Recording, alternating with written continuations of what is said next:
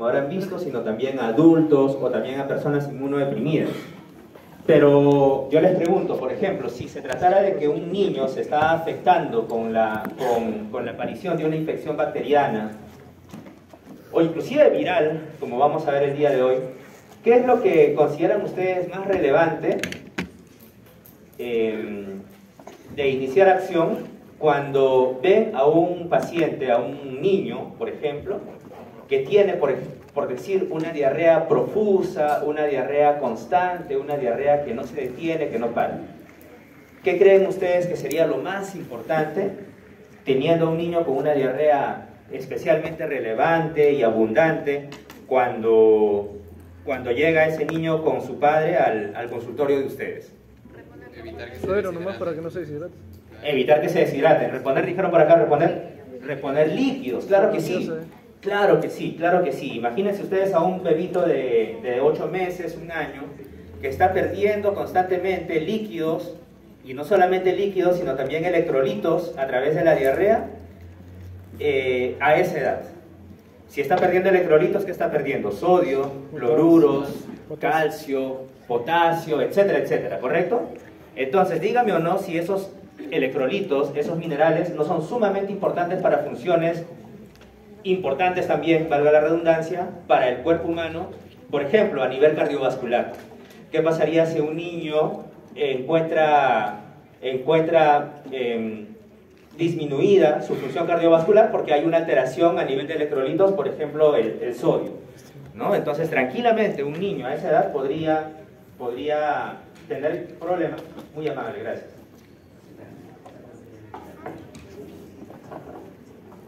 A ver, mientras van colocando van actualizando el micrófono, tranquilamente un niño podría tener problemas muy serios a esa edad a nivel cardiovascular y podría fallecer por un cuadro diarreico. Sería lo más importante, ¿verdad?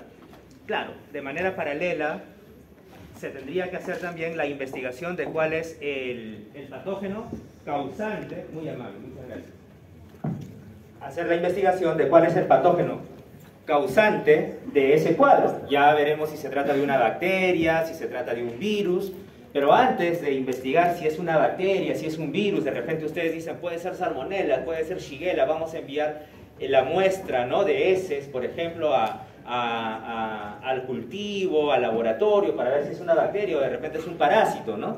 Pero antes de eso, evidentemente, lo más importante es detener el cuadro diarreico o reponer más bien la pérdida de líquidos, de electrolitos. Eso es lo más importante.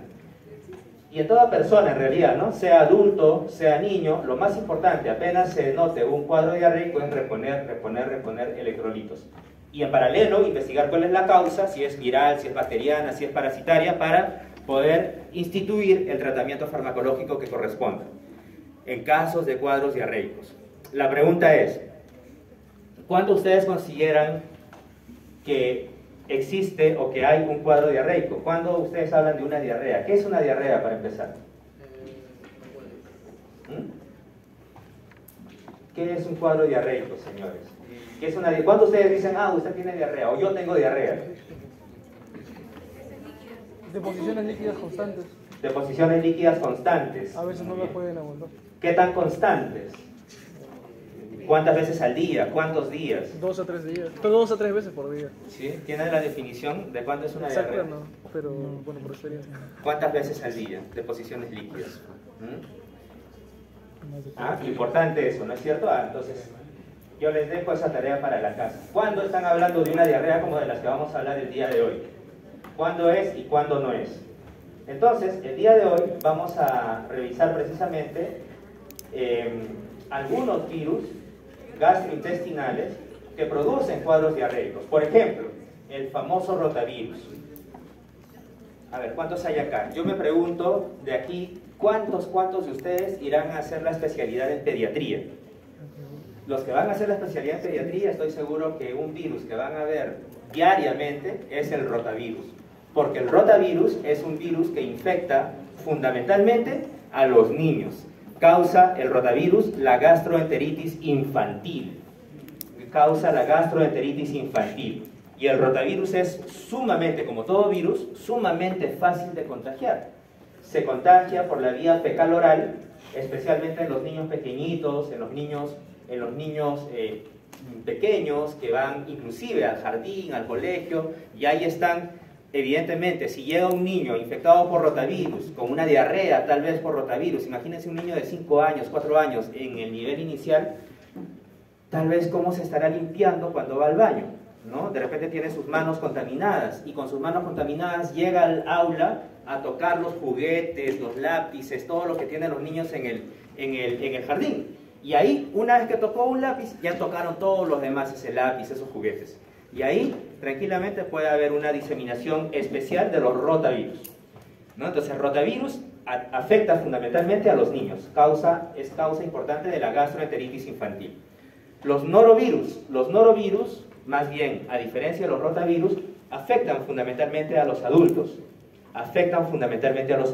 Y causan la gastroenteritis, pero ya en personas adultas. Y es que los norovirus, conocidos como virus de Norwalk, son conocidos también por estar presentes en alimentos contaminados. ¿Qué tipos de alimentos? Clásica pregunta de examen. ¿Qué tipos de alimentos? Alimentos como los vegetales verdes, más que los vegetales verdes, alimentos marinos, ¿no? Por ejemplo, y especialmente los crustáceos o los moluscos bivalvos, que tienen 2 valvas, 2 conchitas, ¿no? Todos aquellos que tienen 2 valvas, ellos son alimentos o son animales que son comestibles que pueden portar a los norovirus, conocidos como virus de Norwalk, como de Noruega, Norwalk. Los norovirus, de hecho, causan cuadros importantes, causan brotes importantes en actividades marinas. Por ejemplo, los cruceros. Son muy famosos los brotes de infecciones por norovirus en los cruceros. Ustedes tranquilamente pueden googlear y colocan norovirus crucero y les va a salir el brote que hubo en el Caribe, en el crucero tal, el brote que hubo en el Caribe, en el crucero tal, en el año tal, etcétera, ¿no? Y evidentemente afecta a los adultos, porque evidentemente los niños pues no andan comiendo las comidas que comen los adultos necesariamente, ¿verdad? Entonces son los adultos los que muchas veces se terminan contagiando por los norovirus y los niños de los rotavirus. Ojo que esto no es exclusivo y a rajatabla, ¿no? Pueden haber adultos que podrían contagiarse por los rotavirus y viceversa. Pero mayoritariamente son los niños los que se afectan por los rotavirus y los adultos por los norovirus. Luego tenemos un grupo importante de virus, que son los 3 últimos que ven ustedes ahí. Son los virus de la hepatitis. ¿Cuántos han conocido a alguna persona que se ha infectado con hepatitis? ¿Sí? Han conocido, ¿no? Por acá dicen que han conocido a personas que se han infectado con hepatitis. La pregunta es, ¿cuál tipo de hepatitis? La A, ¿no? La A, muy bien, la A. Podría ser la B también, podría ser la C, pero aquí hay una diferencia importante entre estos 3 tipos de hepatitis. Muchas personas piensan que el virus de la hepatitis es uno solo, ¿no? O que la A es igual que el B o muy similar al C y que se parecen mucho. De hecho, hay muchas diferencias. Y de hecho, estos 3 virus son totalmente diferentes. Pertenecen a 3 familias diferentes, son totalmente diferentes. Son los virus de la hepatitis porque son hepatotropos, ¿no? Tienen tropismo hepático. ¿Se acuerdan qué era el tropismo? Tienen tropismo hepático. Pero más allá de ello, son virus totalmente diferentes. Empezando por su estructura microbiológica. También pasando por la vía de infección. El virus de la hepatitis A, por ahí alguien dijo, yo conozco a alguien que se infectó con virus de la hepatitis A. Ya sabrá cómo se contagió, ¿verdad? Comiendo alimentos contaminados vía fecal oral. El virus de la hepatitis A, su transmisión es vía fecal oral o por alimentos contaminados. Alguien que come un alimento contaminado con el virus de la hepatitis A, evidentemente va a contraer esta infección. O alguien que está en contacto con otra persona que tiene hepatitis A, porque el virus de la hepatitis A suele salir por las heces de las personas infectadas con virus de la hepatitis A, y de repente el mismo ejemplo que pusimos con los niños en el jardín, pero imagínense viviendo ustedes en la casa con alguien infectado con hepatitis A, de repente está convaleciente, está enfermo, no se limpió bien, en realidad tiene muchas ganas de descansar y ni siquiera pone especial atención a ese tipo de actividades como limpiarse cuando va al baño. Luego termina tocando algo, imagínense que de repente va a cocinar y toda la familia se contagió de hepatitis A. ¿Por qué? Porque las personas infectadas con hepatitis A suelen expulsar el virus a través de las heces fecales. Hepatitis A. Pero el virus de la hepatitis B y el virus de la hepatitis C se transmiten por la vía fecal oral. A ver. Se transmite por la vía sexual, vía parenteral, transfusiones sanguíneas, uso de agujas, ¿correcto? Contaminadas. Entonces, ese es el virus, esa es la forma como el virus de la hepatitis B y el virus de la hepatitis C pueden transmitirse. Bien, virus de la hepatitis B y virus de la hepatitis C pueden transmitirse. Otra diferencia, por ejemplo, si una persona se enferma con el virus de la hepatitis A, ¿cuál sería su pronóstico? Es decir, ¿cuál sería su evolución y qué esperarían que suceda con esta persona? Se enfermó con hepatitis A. Va a desarrollar hepatitis, va a desarrollar cáncer de hígado, va a desarrollar un carcinoma hepático, va a morir. Hepatitis A, ¿eh? Hepatitis A. Señores, la hepatitis A es una enfermedad que es una enfermedad aguda, es decir, tiene corto periodo de duración. Al cabo de unos días, ya vamos a ver cuántos, nuestro organismo empieza a generar anticuerpos contra el virus de la hepatitis A. Y después que hubieron todos los síntomas del virus de la hepatitis A, es decir, ictericia, elevación de las enzimas hepáticas que vamos a ver ahora, las transaminasas hepáticas que vamos a ver ahora, luego de todo ese cuadro convaleciente, ictericia, ¿no? Coloración amarillenta de la piel, de las mucosas, luego de algunas pocas semanas, 2 semanas, 3 semanas, tranquilamente esa persona va a restituir su estado de salud. ¿Por qué? Porque va a generar algunos anticuerpos que vamos a ver ahora. ¿Cuáles? Eso es muy importante, los anticuerpos que genera, para contrarrestar la infección de la hepatitis. Pero luego de ese tiempo, la persona va a terminar sin ningún inconveniente, especialmente si es una persona inmunocompetente. A diferencia del virus de la hepatitis B, el virus de la hepatitis B y de la hepatitis C son o producen enfermedades crónicas. La hepatitis por el virus de la hepatitis B y el de la hepatitis C son enfermedades crónicas, es decir, pueden durar bastante tiempo y de hecho no solamente se quedan en esa ictericia y en esa hepatomegalia tal vez o en esa elevación de las transaminasas causadas con el virus de la hepatitis A de manera aguda, sino que más bien el tejido hepático se va deteriorando a lo largo del tiempo,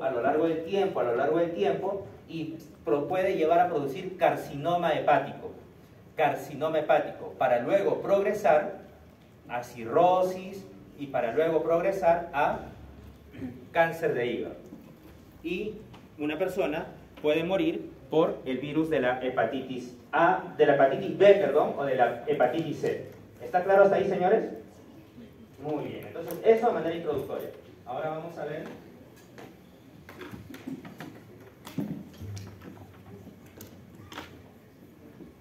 vamos a ver cuáles son las características microbiológicas, clínicas y epidemiológicas de estos virus que hemos mencionado. Pero como siempre, vamos a revisar algunos casos clínicos. No tengo el puntero en esta oportunidad, pero por eso voy a estar acá más que todo para poder relatarles estos problemas de microbiología, ¿no? Como siempre les digo. Imagínense que llega una mamá con su niñito, ¿no? al consultorio de ustedes y el niño llega llorando, llega con diarrea, lo ven ustedes un poco amarillo, ¿no? al bebé. ¿Qué será? ¿Hepatitis? ¿Qué será? ¿Salmonella? ¿Qué será? ¿Shigella? ¿Vibrio cholerae? ¿Escherichia coli? Tantas opciones que podrían ser. Entonces vamos a ver este problema de microbiología, este caso de microbiología, Y dice lo siguiente por favor, y les pido que puedan poner atención.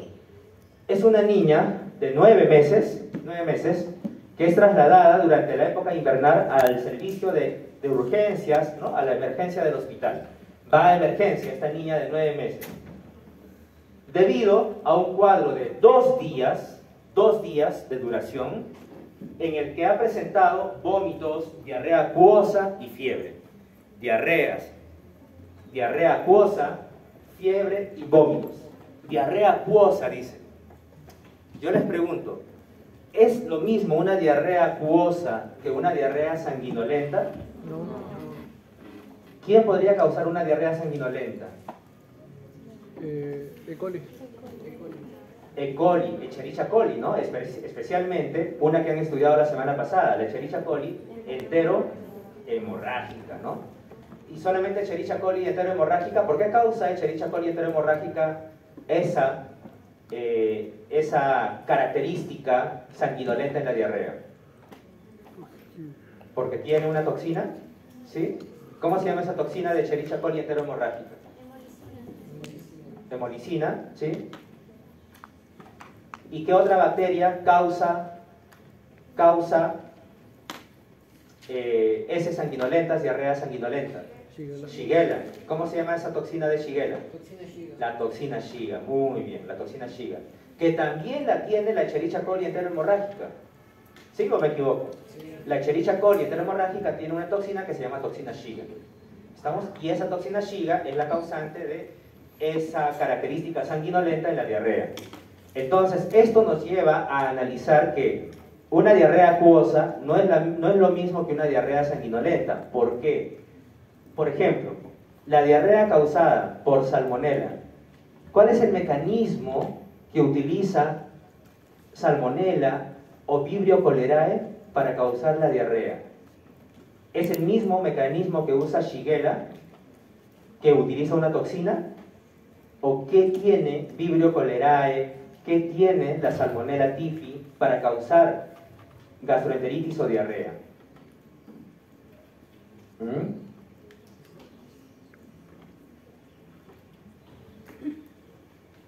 ¿Qué tiene, por ejemplo, un virus que vamos a ver a continuación, que se llama rotavirus, para causar diarrea en los niños? No todos tienen toxina Shiga. No todos tienen toxina Shiga. Entonces, ahí les dejo algo muy importante, seguramente ya lo han revisado en la semana pasada, que han visto bacterias gastrointestinales. Yo les sugiero que analicen y vean bien cuál es el mecanismo por el cual esta bacteria produce diarrea acuosa. ¿Cuál es el mecanismo por el cual esta bacteria produce diarrea sanguinolenta? ¿Cuál es el mecanismo por el cual esta bacteria produce diarrea en forma de agua de arroz? ¿Escucharon ese término? Diarrea en forma de agua de arroz. ¿Quiénes conocen cómo es el agua de arroz? ¿Quiénes han cocinado arroz?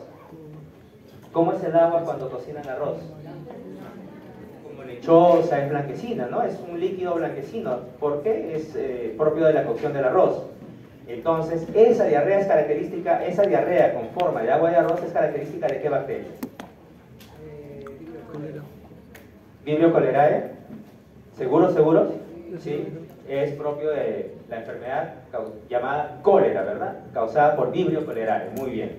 Entonces, ¿está claro o está clara la importancia, señores, de poder discernir, de poder comparar, analizar de qué tipo es la diarrea que está presentando el paciente? ¿Sí? Si es niño, si es adulto, si es que comió, si es que no comió algo contaminado, ¿verdad? Entonces, ahí tienen ustedes un punto importante que les voy diciendo desde ahora, vayan analizando por qué se produce un tipo de diarrea u otro tipo de diarrea. Bien, seguimos. Entonces, presenta vómitos, diarrea, acuosa y fiebre. La paciente se encontraba bien hasta 24 horas antes de acudir al servicio de emergencia. O sea, ayer estaba bien, ayer fue domingo, ¿no? Domingo estaba bien y hoy día, al mediodía, ya está en emergencia. Esa rapidez, ¿de qué les habla?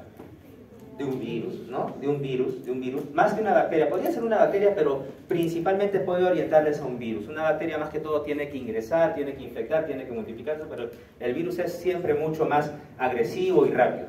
Entonces, la paciente se encontraba bien hasta 24 horas, cuando súbitamente, tuvo vómitos seguidos de episodios múltiples de diarrea. La paciente rechazaba la comida y bebía muy poca agua. Los padres estaban preocupados por la posibilidad de deshidratación.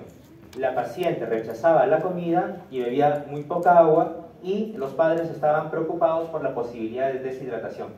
La familia no ha viajado recientemente fuera de Estados Unidos. Claro, este libro es de Estados Unidos, ¿no? Es decir, está queriendo decir que no han venido a Sudamérica, en donde se han podido contagiar, por ejemplo, ¿de qué se hubiera podido contagiar una persona de Estados Unidos que viene a Sudamérica? Parásitos, Giardia, dicen por ahí, Giardia lamblia, Balantidium, ya, pero esos son parásitos. ¿Y qué bacteria? En Perú, Salmonella, ¿no? Salmonella typhi, ¿no? Entonces ahí nos está queriendo decir que no ha ido a zonas en donde pudo haberse contagiado de alguna bacteria o de algún parásito. Pero la madre señala que desde hace 3 meses deja a la niña en una guardería 3 días por semana. En una guardería, en un jardín de niños. ¿Qué puede ocurrir en un jardín de niños? Lo que les decía, ¿no? Una persona infectada con este virus, un niñito infectado con este virus, va al baño, no se limpia bien, toca distintos objetos en el jardín de niños, juguetes, lápices, materiales, y de repente otro niño, ¿qué hace con esos juguetes? Estamos hablando de niñitos, se lo lleva a la boca, ¿verdad? Se lleva a la boca el juguete y ya se contagió ya de este virus, que es causante de este cuadro. Entonces, este niño presenta además sequedad de las mucosas, no toma agua, presenta apatía, presenta fiebre, etc. ¿Qué podría ser el agente? ¿Cuál podría ser el agente causante de este cuadro?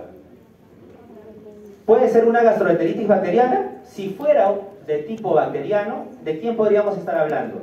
De Giardia lamblia, si fuera un parásito. Si fuera una bacteria, podría ser Salmonella, Shigella, Escherichia coli enteropatogénica. Correcto, Escherichia coli enteropatogénica. La rapidez también dicen por acá, ¿no es cierto? Dicho sea de paso, hablábamos de la Escherichia coli enterohemorrágica. ¿Es la única Escherichia coli que existe? No, ¿verdad? Ya seguramente ustedes se encargarán de mirar y de profundizar en el libro cuáles son las características de la Escherichia coli enteroinvasiva, de la Escherichia coli enteropatogénica, de la Escherichia coli enterohemorrágica, como muchas otras que hemos estudiado, o como otra que hemos estudiado inclusive. ¿Se acuerdan de la Escherichia coli uropatogénica, verdad? Pero entonces acá estamos viendo sobre todo la Escherichia coli enterohemorrágica por su especial importancia respecto a las diarreas sanguinolentas. Y estamos hablando de Escherichia coli enterohemorrágica, ¿no? Y respecto a cómo se llama el síndrome causado por Escherichia coli enterohemorrágica, principalmente por la toxina Shiga. Una SHU. Una SHU, dice. ¿Qué es una SHU? Síndrome urémico hemolítico. Síndrome hemolítico urémico, ¿no? Síndrome hemolítico urémico, que es causado precisamente, sus siglas son SHU, ¿no? Causado precisamente por la toxina Shiga. La toxina Shiga, eso es muy importante. ¿Quién se acuerda cómo es el serotipo de la Escherichia coli enterohemorrágica? ¿Es Escherichia coli O 147. 47 o 57? H7 o qué? ¿Cómo es la O y cómo es la H? ¿Sí me dejo entender de qué estoy hablando? ¿A qué me refiero con la O y a qué me refiero con la H? De sus antígenos A y K. Son sus antígenos, muy bien doctor, son sus antígenos, el antígeno O y el antígeno H. Estas bacterias tienen distintos antígenos, estamos hablando de bacterias, no estamos combinando los temas ahí como para compendiar. Estas bacterias tienen distintos antígenos, antígeno capsular por ejemplo, que sería el antígeno K, el antígeno O. ¿En dónde está el antígeno O de la bacteria? En el lipopolisacárido, muy bien doctora. Muchas veces creo que les he dicho que el lipopolisacárido tiene 3 partes y el lipooligosacarídeo tiene 2 partecitas, ¿no? El lipopolisacárido, la parte más externa es precisamente el antígeno O. El antígeno O, ese sería el antígeno O. Y aparte tenemos el antígeno H, que ¿en dónde está? El antígeno H. Nuevamente, antígeno K es el antígeno capsular, está en la cápsula. Antígeno O está en el lipopolisacárido y el antígeno H en los flagelos. Muy bien, el antígeno H es el antígeno flagelar. ¿Qué les quiero decir con esto? Que una estamos hablando de Escherichia coli, ¿no? O Salmonella también podría ser, pero Escherichia coli. Una Escherichia coli, señores, tiene una cápsula, tiene lipopolisacárido y tiene flagelo. Pero no todas las Escherichia coli tienen exactamente el mismo flagelo. Entonces, ese flagelo que se llama antígeno H, en un caso será antígeno H1, en otro caso será H2, H3, H4, H5, así hasta decenas. ¿Por qué? Porque no todas las Escherichia coli son las mismas.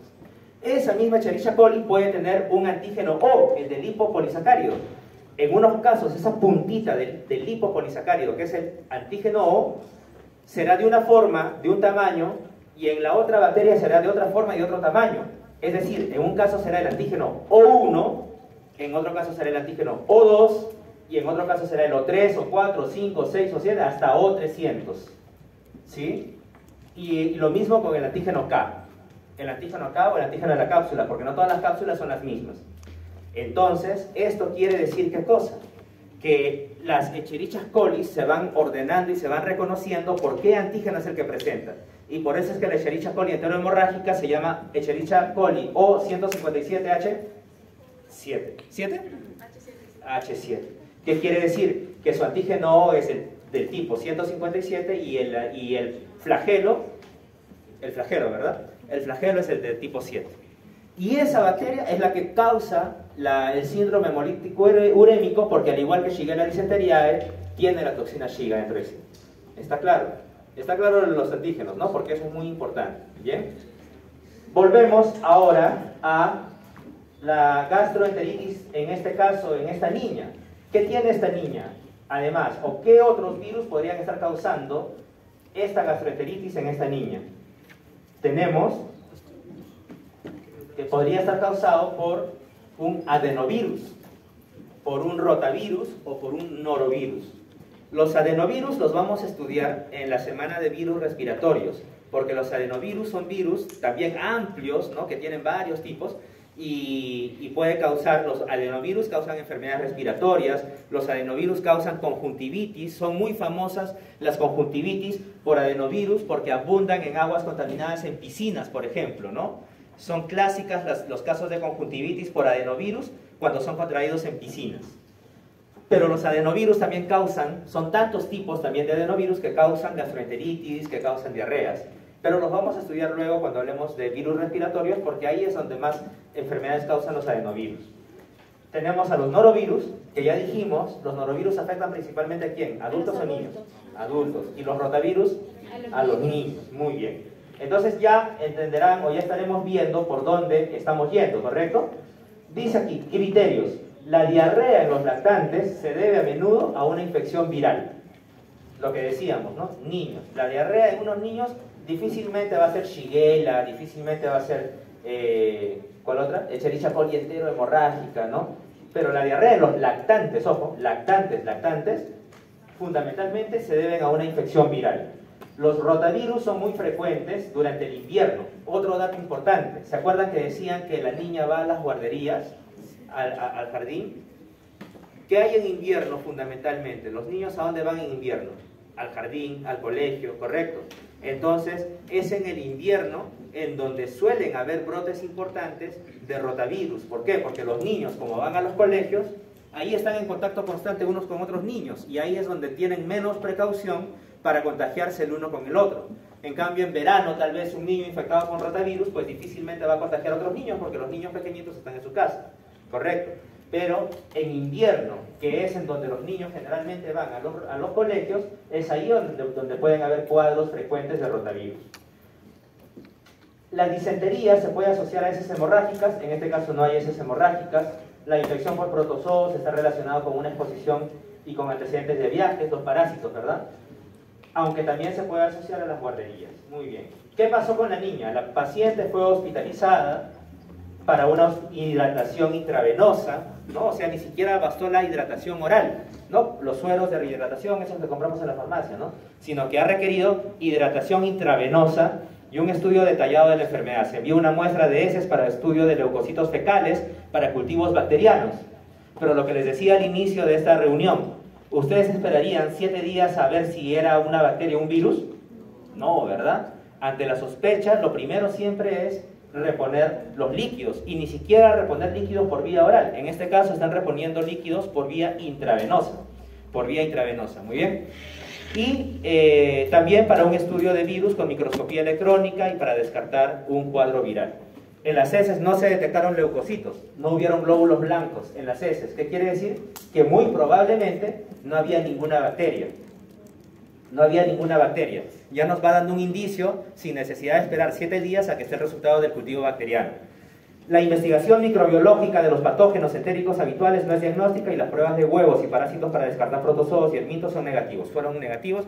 Entonces, todo lleva a pensar, porque se hizo una prueba antigénica en heces mediante análisis inmunológicos que permitieron determinar el diagnóstico de que se trataba de un virus llamado rotavirus. Estos virus, los rotavirus, son muy importantes, son muy especiales, porque ya vimos, afecta fundamentalmente a los niños, causa cuadros de deshidratación grave, causa diarreas graves, y además, imagínense, tienen que darle hidratación intravenosa. ¿Y qué pasaría si ese niño o los padres no llevaban al hospital a esa niña de 9 meses? Imagínense. Tranquilamente moría al día siguiente, sin exagerar. Porque imagínense una niña que no solamente pierda líquidos, sino que pierda además electrolitos importantes para la función cerebral, para la función del corazón, para la función cardiovascular, etc. Pierde sodio, pierde potasio, pierde cloruros, etc. Puede haber una desregulación electrolítica, electrosmótica, y tranquilamente esa niña puede entrar en un shock y puede morir, ¿verdad? Entonces, nos vamos ahora a mirar algunas características importantes de los rotavirus. Los rotavirus, señores, pertenecen a la familia Reoviridae, ¿no? Reoviridae son virus ARN de doble cadena, a diferencia de los norovirus, que son virus ARN. Ajá, importante de saber eso, ¿verdad? ¿Por qué será importante saber si un virus es ARN o si un virus es ADN? ¿Cuál creen ustedes que sea un virus más estable? Miren lo que les voy a decir. Ustedes obtienen una muestra, qué sé yo, en una posta, en un distrito, en un pueblito, en provincia. Obtienen la muestra de heces de un niño. Sospechan ustedes que tiene rotavirus. O que tiene un virus, ¿no? Que tiene un virus. Y quieren llevar esa muestra al análisis, como decía ahí, al análisis antigénico, para ver los antígenos, los anticuerpos, o lo quieren llevar también para el análisis de PCR, para ver, ¿no?, el genoma. Entonces yo les pregunto, esa muestra que van a transportar, imagínense, desde un pueblito que está lejos en alguna provincia, y la tienen que transportar hasta la capital de esa provincia donde recién hay un equipo analizador, ¿cuál será más estable de transportar? ¿Un virus ARN o un virus ADN? ADN, ¿seguros? ¿Sí? ¿O ARN? ¿Y el ARN dónde está? En el citoplasma. El ARN está en el citoplasma, el virus está en el citoplasma, ¿no? Ajá. Yo les pregunto, ¿cuál será más fácil de conservar? ¿Cuál muestra será más fácil de conservar? ¿Cuál muestra será más fácil de transportar? ¿Un virus ADN es más estable? ¿Por qué? ¿Porque está así más enganchado? ¿Sí? ¿Será? A ver, si alguien me dice la próxima semana, un punto más para su seminario, yo le digo a sus profesores. Causan gastroenteritis los dos, la vía de transmisión es fecal oral, como decíamos. ¿Ok? Entonces, el rotavirus, señores, es un virus que... ¿Este es un virus con envoltura o con cápside desnuda?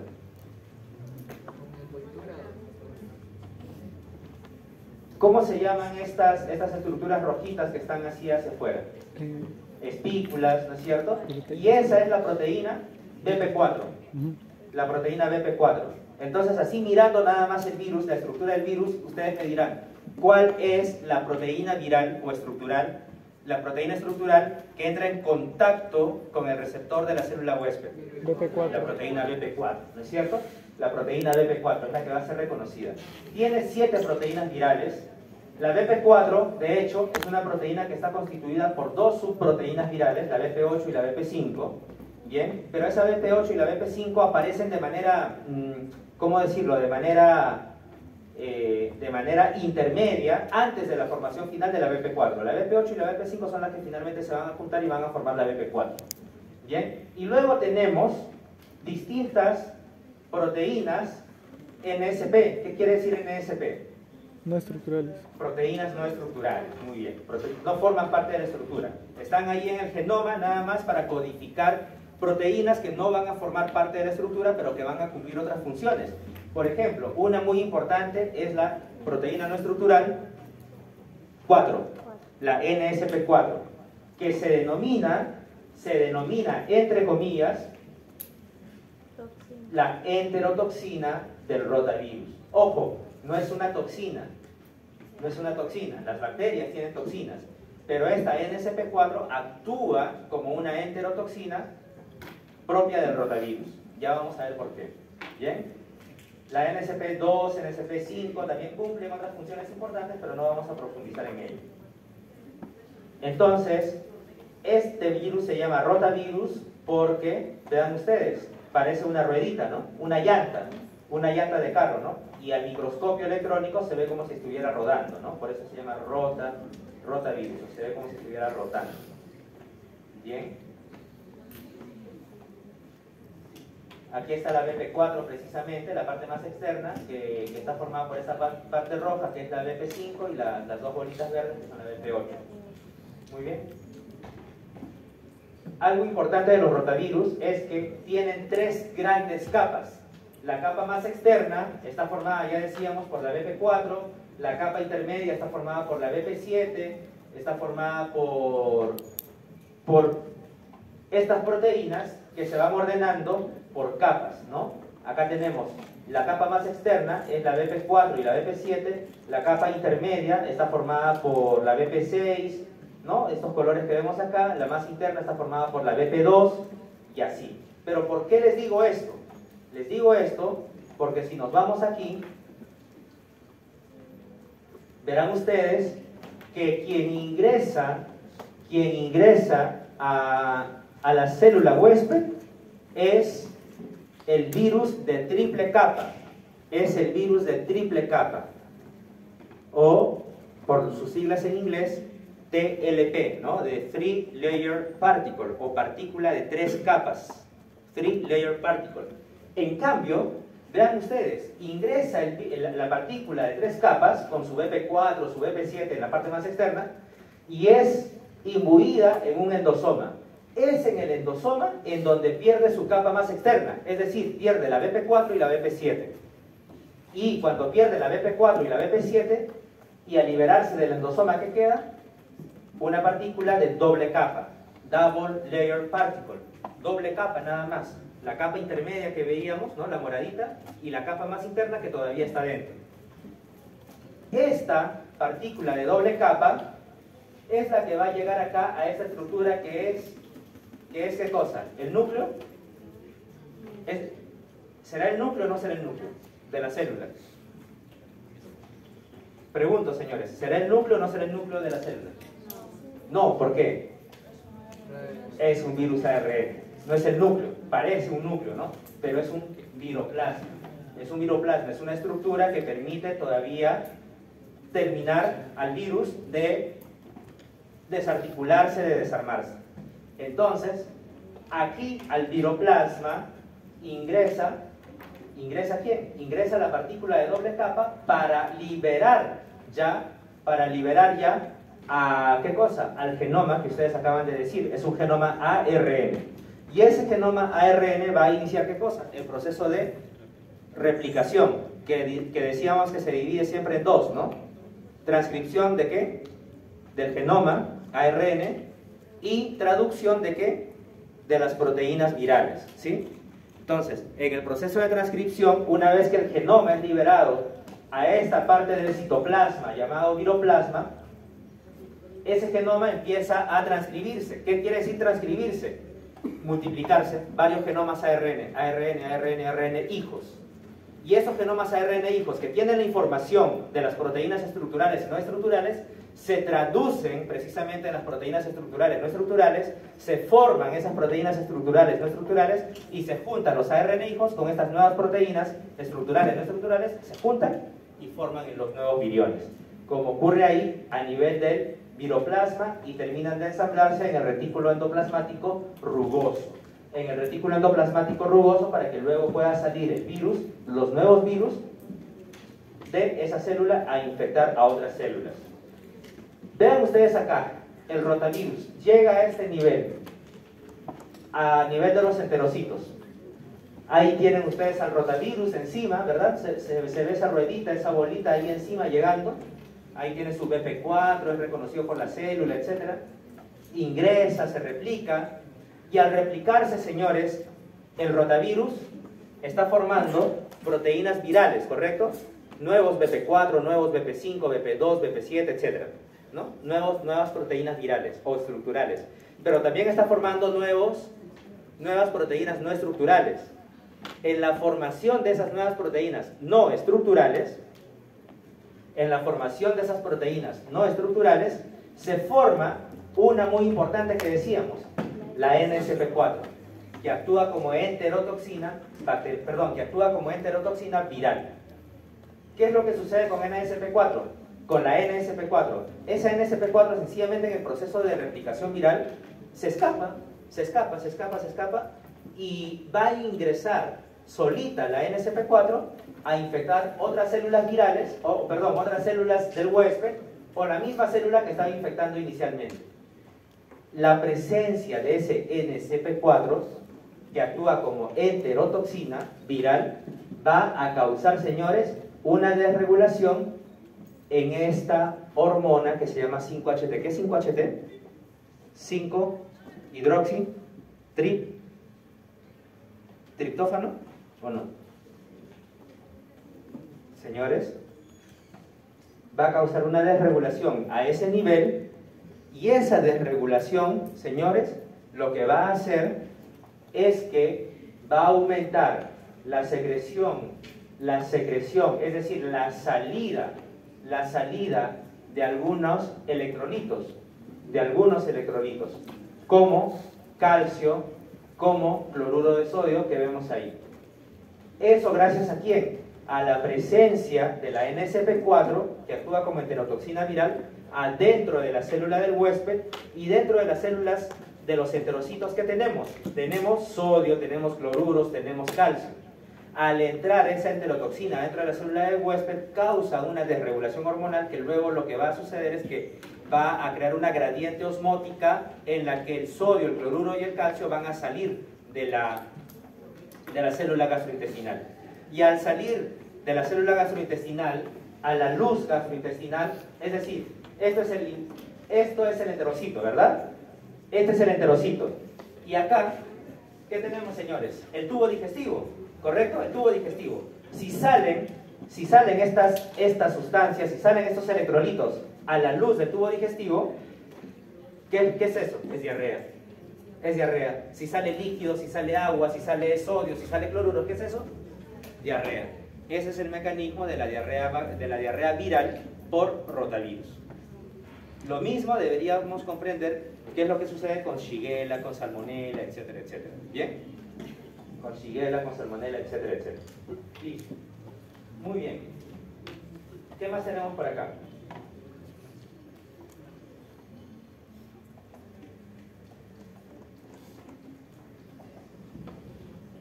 Siguiente caso. Vean ustedes.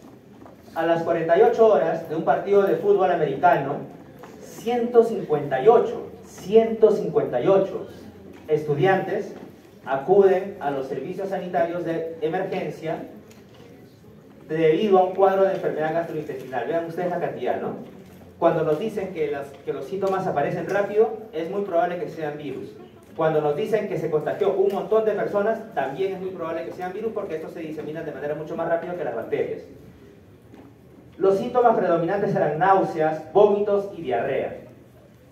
con cefaleas, fiebre y mialgia. Todos los pacientes presentan síntomas similares.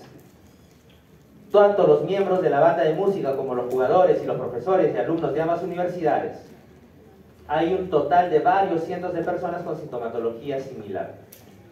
Entonces, si les dicen que hay una tremenda diseminación entre distintas y varias personas de un cuadro gastrointestinal, ¿será salmonela? No, pues no, difícil, ¿no? Shigella, además que presentan diarrea, náuseas y vómitos, dolor abdominal. Estamos hablando muy probablemente de un virus. Ahí dice que hubo un evento, ¿no? Un partido de fútbol americano. De repente comieron algo luego, ¿no es cierto? De repente comieron algo luego a partir de alimentos contaminados, y nos dice aquí precisamente, vean ustedes, que el cuadro presentado corresponde a un brote abrupto de gastroenteritis en adultos que habían acudido a presenciar un evento. Se debe sospechar de un agente altamente transmisible procedente de un origen común. ¿Qué mayor origen común que a los alimentos contaminados, verdad? Las etiologías virales están entre las causas más frecuentes de estos brotes. Desafortunadamente no es fácil diferenciar estos brotes de los producidos por otros patógenos, y los patógenos bacterianos podrían ser responsables, y los protozoos en esta situación serían muy infrecuentes. Difícilmente podría ser bacterianos, ¿no? Imagínense un brote con una bacteria para tantísimas personas.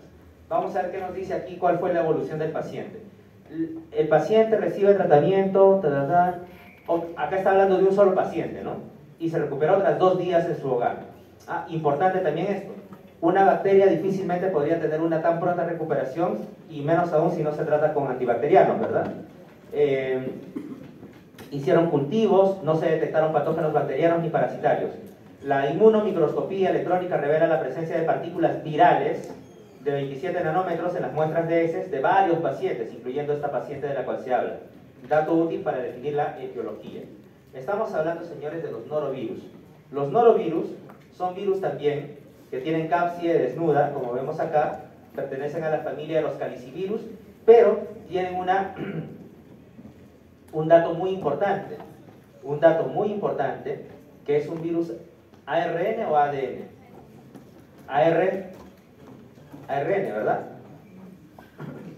Ahí está el virus ARN, y tiene tan solamente 2 proteínas virales, una proteína viral 1 y una proteína viral 2, que precisamente forman esta estructura de la cápside. La proteína viral 1, aquí se va a ver mejor, la proteína viral 1, a su vez, señores, se divide en estos segmentos, un segmento S y 3 segmentos P, en los que el segmento P1 y P1, que son 2, están al lado del segmento P2. Ese segmento P2, o los segmentos P, se llaman P porque corresponden a unas protuberancias que están en la cápside, y esas protuberancias se ven acá, vean ustedes. Este es el segmento BP2, este verdecito. Este es el segmento BP1, el rojo, todo esto rojo, y este es el segmento S. Estos rectangulitos son el segmento S, y estos 2 que parecen hexágonos son el segmento P1 a los 2 lados, y al medio, esta puntita, esta protuberancia, son el segmento P2. Eso nos muestra, señores, la cápside de los norovirus. Nuevamente, esta parte más interna es la proteína viral 2, que era esta de acá, ¿no? Que está solita acá, ¿no? La proteína viral 2, pero la proteína viral 1, esta rojita, es esta de acá, que tiene varias partes. El segmento S tiene 2 segmentos, P1 acá, y tiene el segmento P2, que está aquí al medio, es la más protuberante. Bien, y es una cadena de ARN en sentido de cadena simple. Los norovirus, señores, se transmiten muy rápidamente por los alimentos contaminados. Se conoce muchas veces como la enfermedad de los cruceros. Puede ser propio de alimentos contaminados, ¿no? Como vegetales, frutas sin lavar, etc. Pero principalmente se le asocia a estos moluscos que tienen conchitas, o se les conoce como músculos bivalvos, choros, ostiones, etcétera, etcétera, ¿no? y también otros alimentos marinos como los peces. ¿Qué es lo que ocurre con los norovirus? ¿Por qué causan la diarrea los norovirus? Los norovirus llegan, y esto se los voy a dejar para que lo puedan leer en el libro Murray, llegan a los enterocitos, y así como decíamos, señores, que en el caso de los rotavirus tenemos a la proteína NSP4 que causa todo este desorden adentro de la célula para permitir que salga fuera de la célula electrolitos y agua, ¿cuál sería el mecanismo de los norovirus? ¿Alguien lo leyó en el libro que se supone que hemos tenido que venir leyendo para la clase? Norovirus. ¿Por qué causa diarrea el norovirus? Así como les expliqué de la NSP4, ¿quién sería el causante aquí de la diarrea por norovirus en adultos? Este no tiene NSP4, ¿no es cierto? ¿O sí? No tiene NSP4.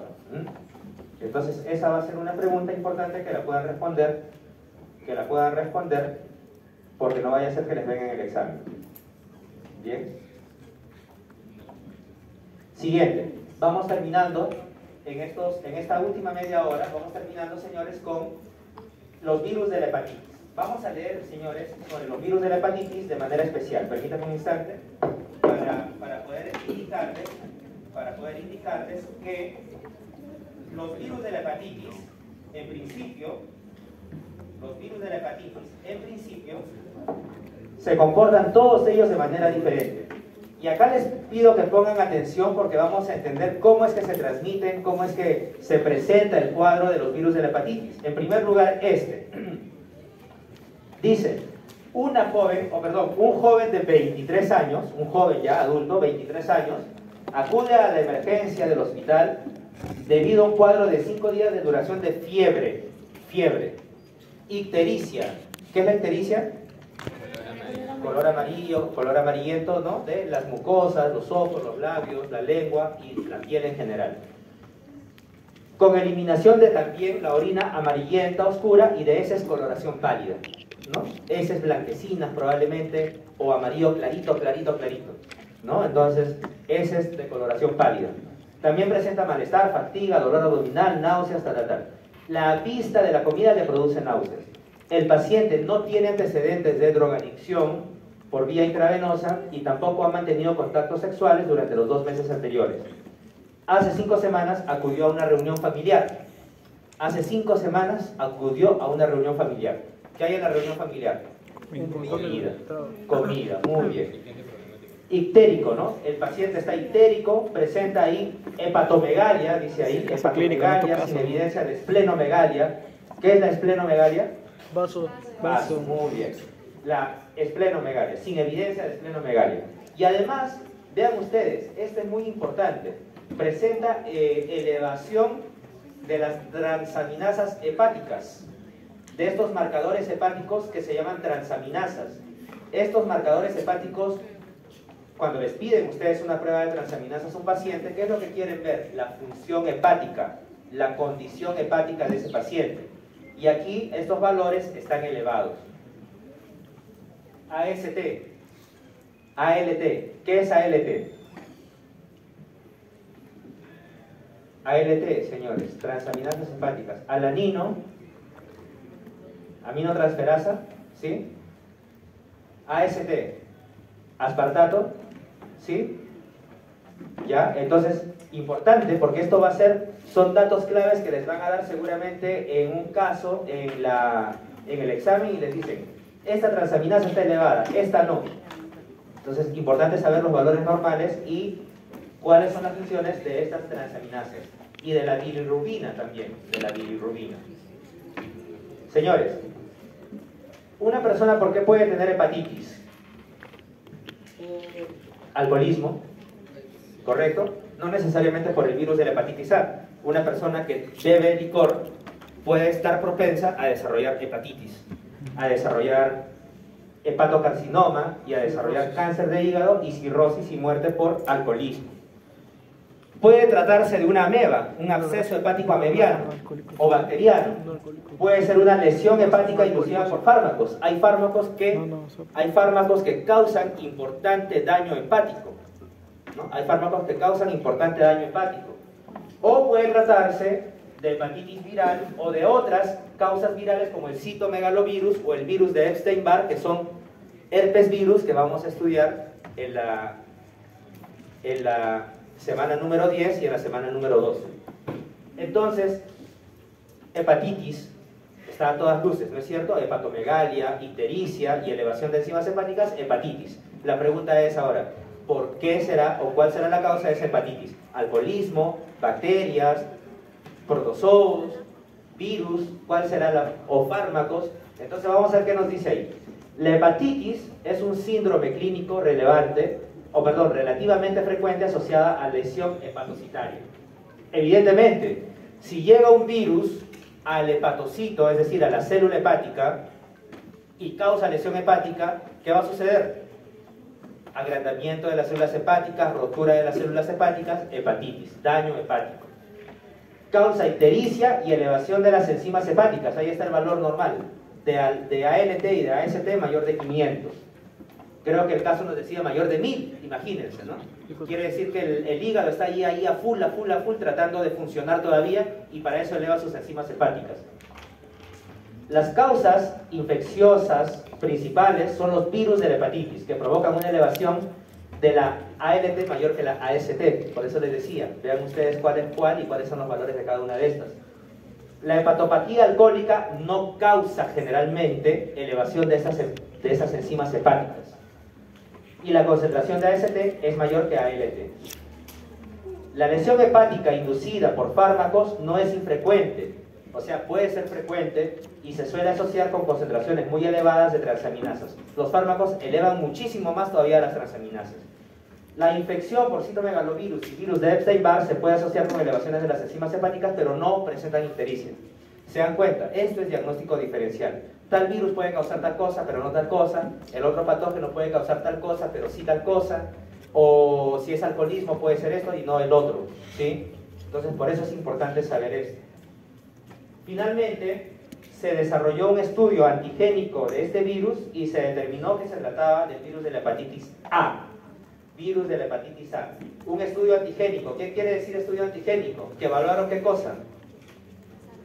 Antígenos y anticuerpos. Muy bien. Antígenos y anticuerpos. Eso es un análisis antigénico. Ya vamos a ver cuáles son los antígenos y anticuerpos para el virus de la hepatitis A, que probablemente eso sea lo más importante del día de hoy. Lo mismo que para el virus de la hepatitis B.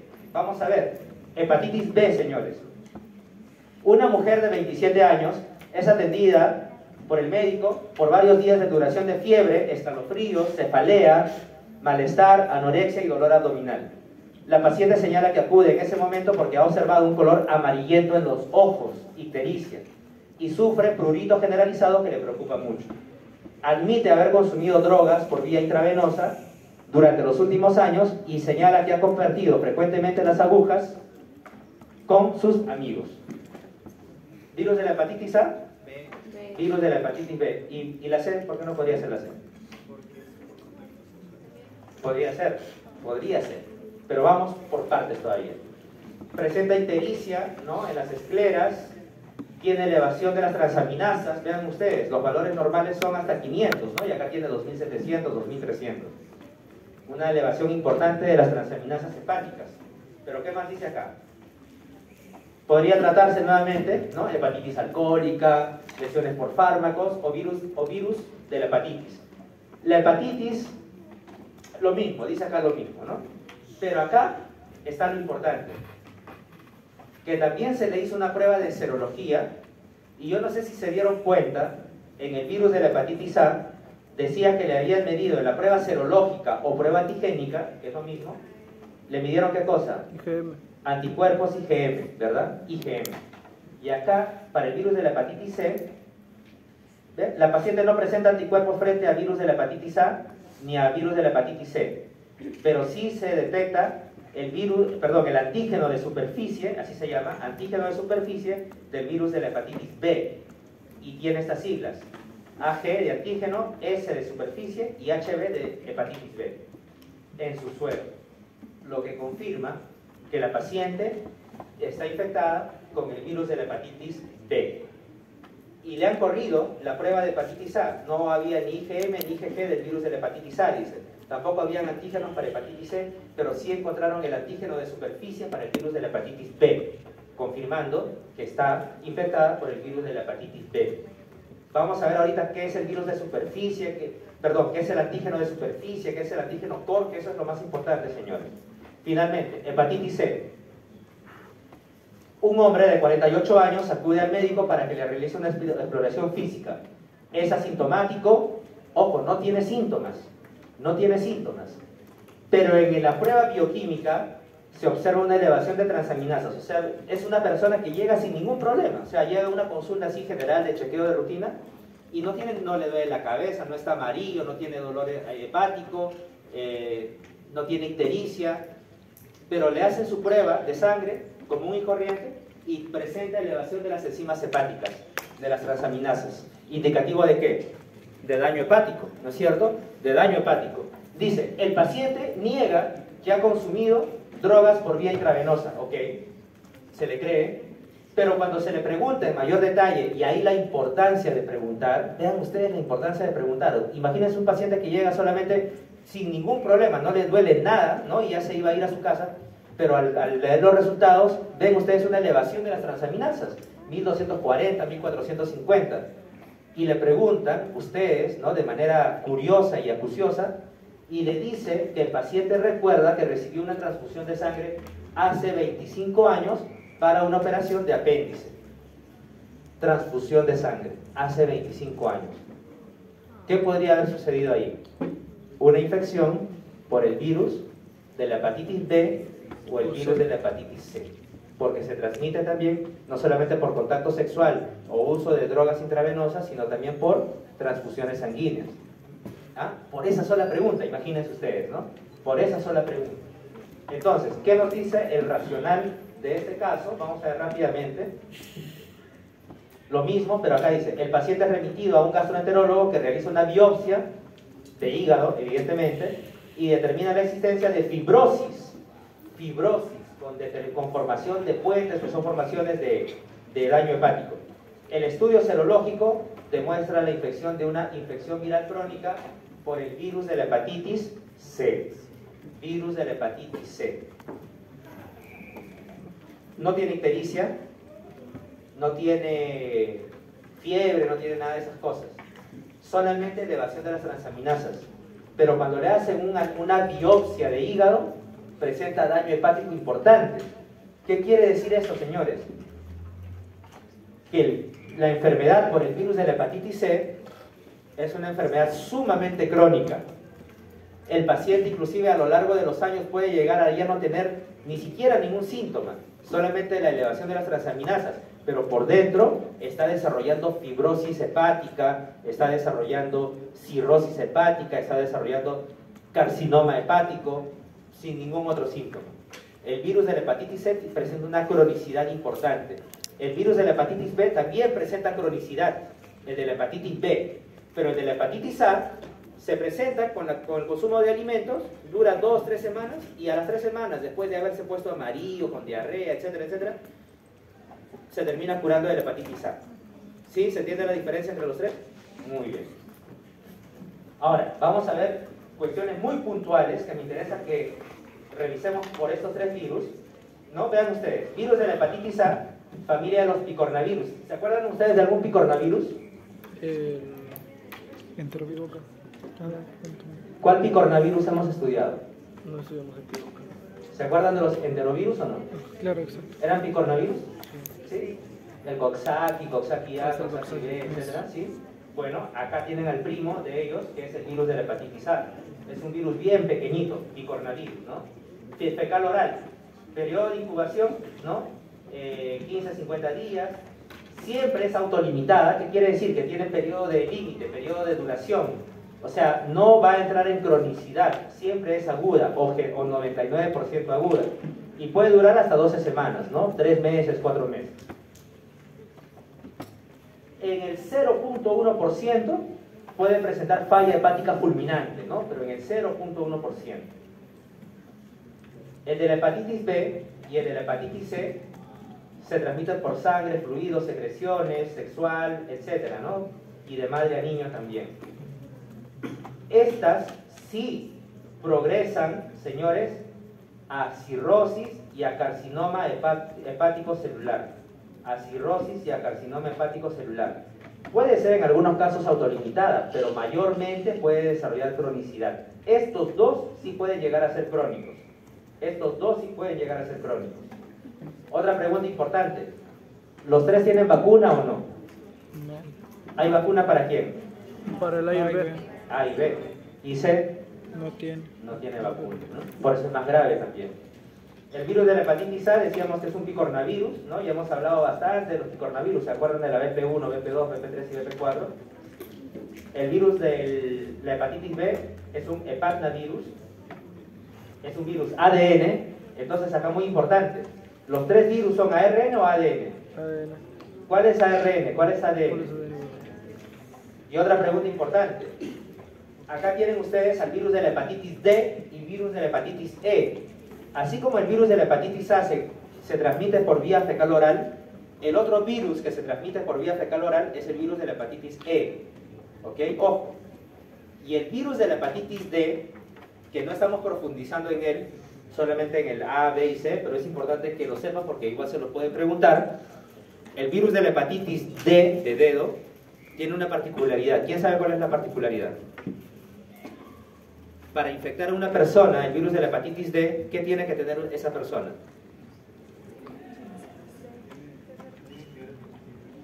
Muy bien, doctor. Excelente. Esa persona tiene que estar infectada con el virus de la hepatitis B o haber estado infectada con el virus de la hepatitis B, de bueno. ¿Sí? Para que nos infectemos con el virus de la hepatitis D. ¿Por qué dirán ustedes? ¿Por qué dirán ustedes? Porque para la replicación del virus de la hepatitis D se necesitan materiales para esa replicación que solo los tiene el virus de la hepatitis B. ¿Bien? Y el virus de la hepatitis C es un virus de la familia de los flavivirus. ¿Bien? Pero más allá de eso me interesa ver esto de acá. Esto de acá, esto de acá. Ustedes, para identificar una infección viral, ¿qué tipo de pruebas utilizarían? Pruebas, acuérdense de COVID, ¿no es cierto? Pruebas serológicas, ¿sí? Para detectar antígenos, anticuerpos, ¿sí? Pruebas serológicas o también conocidas como pruebas antigénicas, ¿bien? O pruebas serológicas para medir anticuerpos también. Número 1. Número 2. ¿Qué más utilizarían para saber de qué virus se trata? Prueba de PCR, ¿no? O la famosa prueba molecular. De las dos, ¿cuál les daría mayor certeza? Mayor certeza. PCR. PCR, pues porque está identificando qué cosa, el genoma. Es como identificar el DNI del virus, ¿no es cierto? Si les lanza que es el DNI tal, pues no puede ser otra persona. Es esa persona y nadie más. Identifica el genoma de ese virus.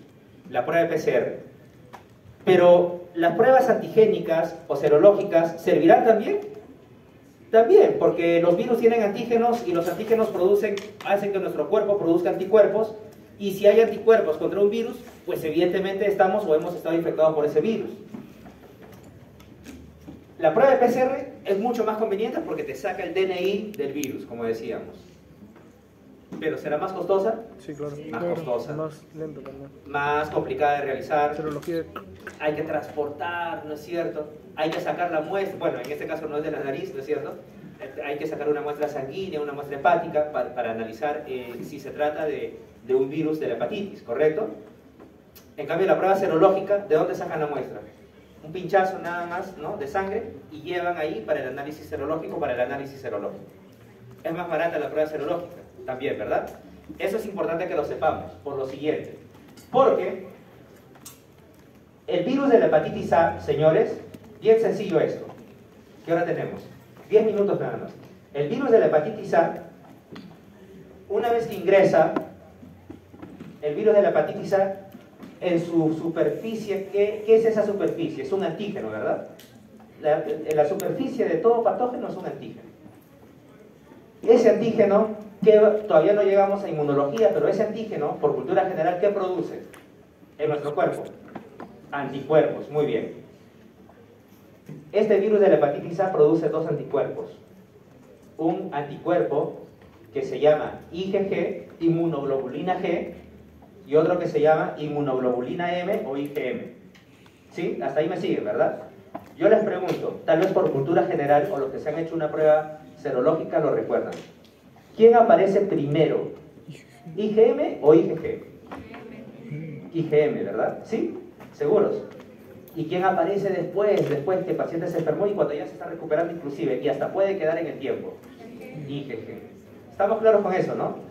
Para que se acuerden pueden usar la mnemotecnia de que ¿cuál letra en el abecedario es después? La M, ¿no? Entonces la M en los anticuerpos va primero, aparece primero. Y la G, que es la primera letra del abecedario, va después en los anticuerpos.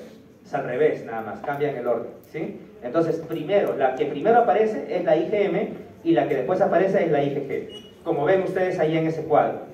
En este cuadro tenemos el curso de la infección de una persona por hepatitis A. ¿Qué quiere decir acá? Que una persona durante el primer mes, miren ustedes cómo se eleva la cantidad de ARN de hepatitis A.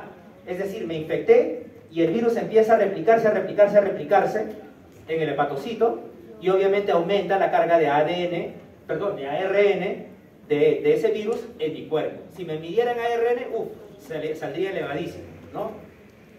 Lo mismo en las heces fecales. Va a haber gran cantidad viral, porque el virus se replica y sale por las heces. Pero a la par, mi cuerpo está produciendo ¿qué cosa? A la par mi cuerpo está produciendo, señores, línea mostaza, está produciendo IgM.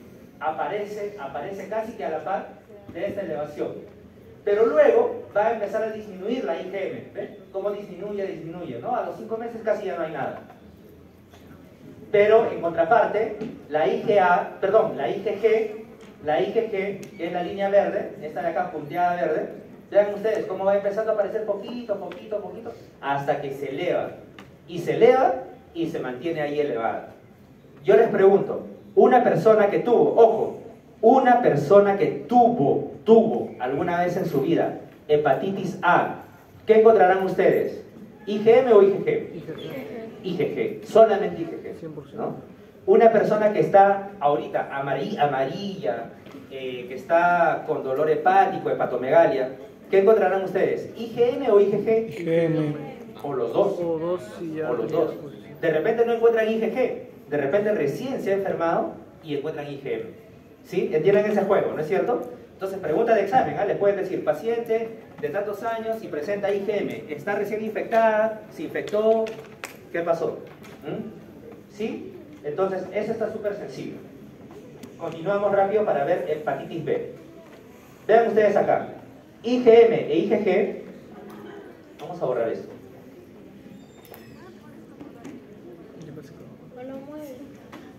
IgM e IgG positivos, ¿qué quiere decir?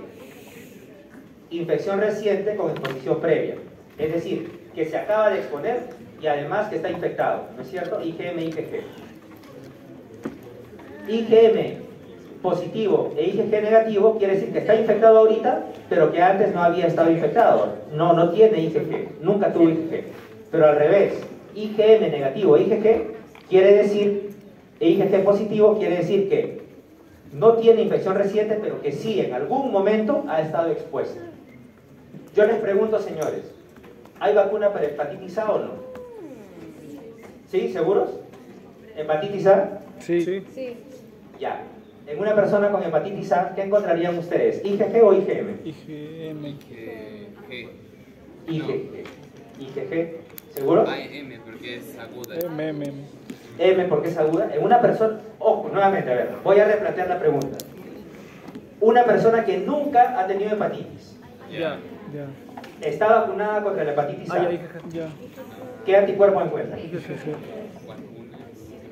¿IgG o IgM? IgG. IgG, ¿verdad? Porque está inmunizado. Está inmunizado, IgG, ¿ya? IgG, no IgM. IgM es la que se produce apenas entra la infección en nosotros, ¿no? Por el virus. ¿Está claro? ¿Sí? Está claro, ¿no?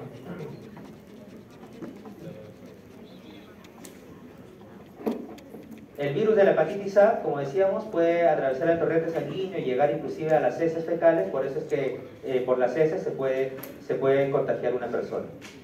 ¿Bien?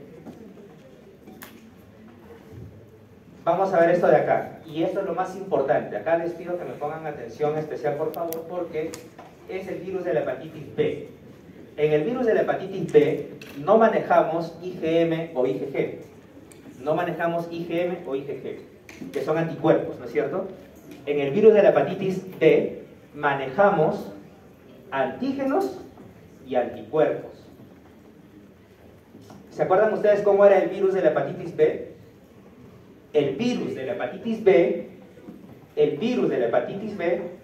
tiene antígenos, ¿verdad? El virus de la hepatitis B tiene antígenos. Virus de la hepatitis B tiene antígenos. Señores, estos antígenos, alrededor, se llaman antígenos de superficie o antígenos S. Antígenos de superficie o antígenos S.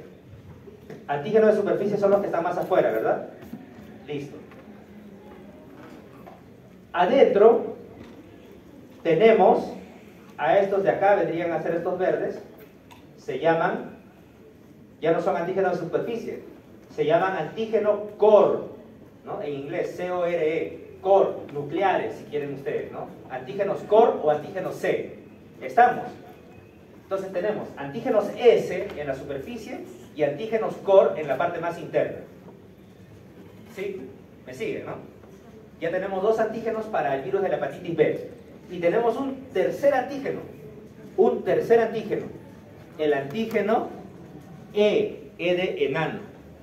¿Dónde estará el antígeno E? Ahí.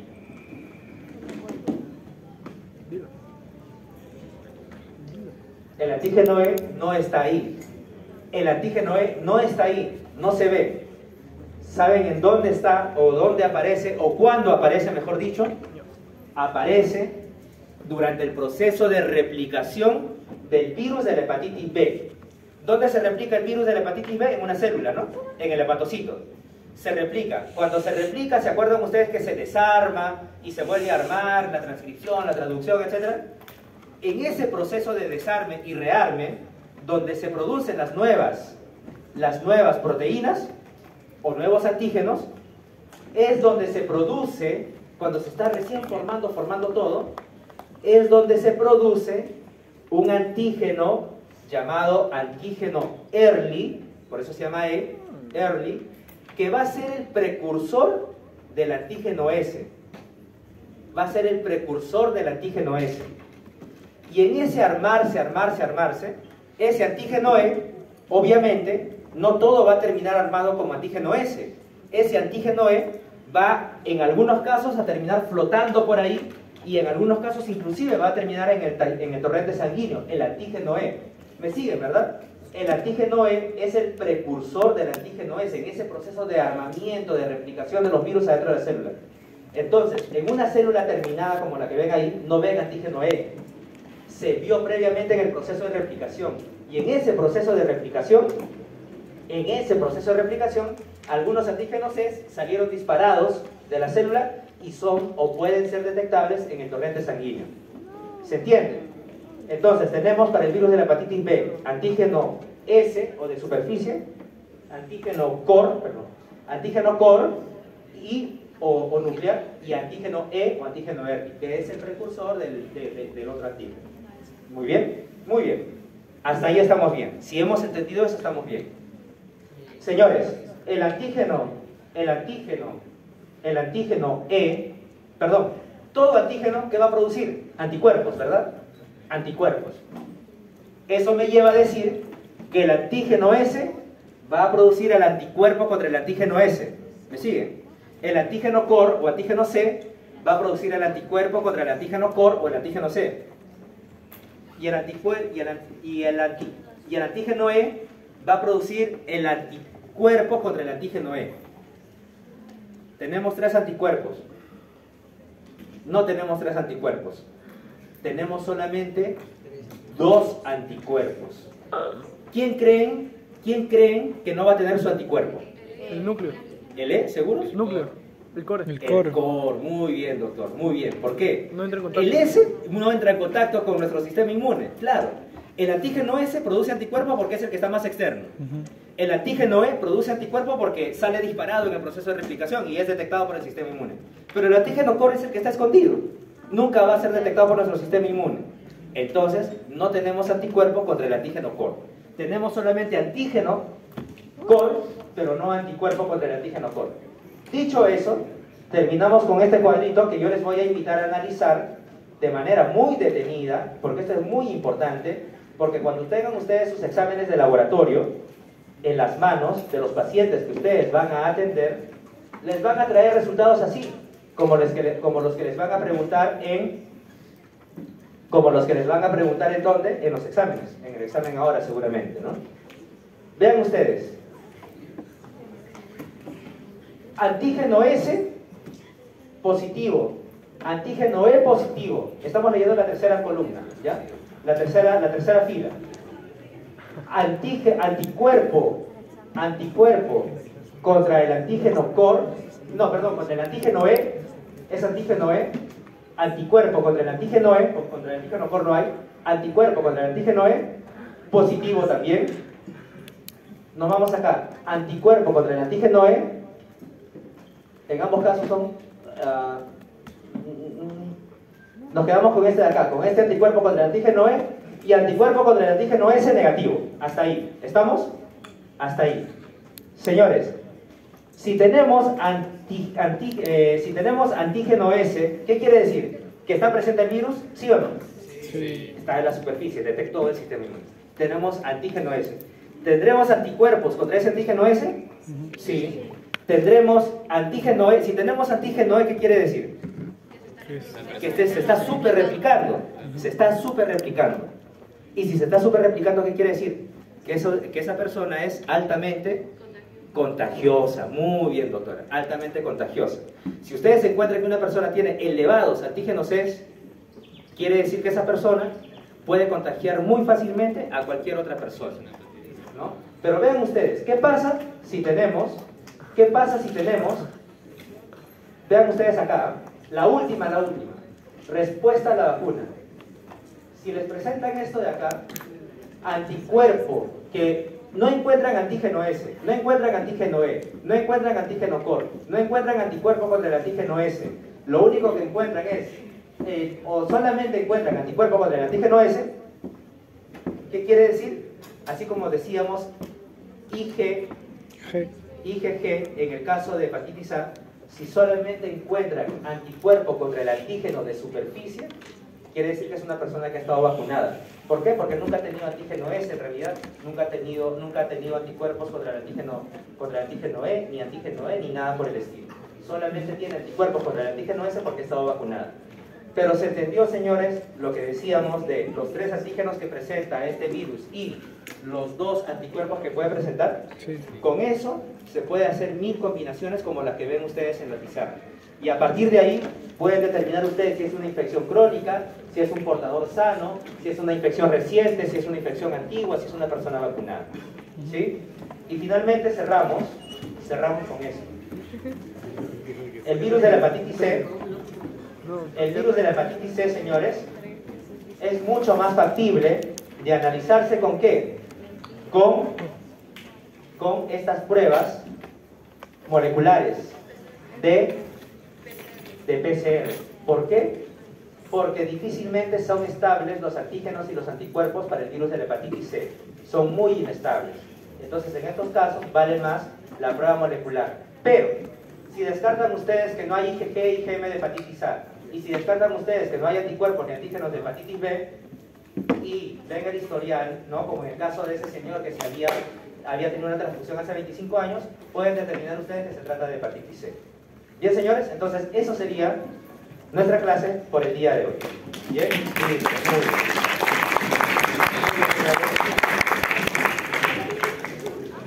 Por hoy día podemos dar la clase por terminada. Podemos retirarnos. ¿Tú crees?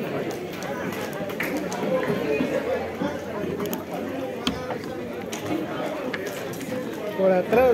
A ver, atención, nos están diciendo que salgamos por atrás, por favor, porque acá va a entrar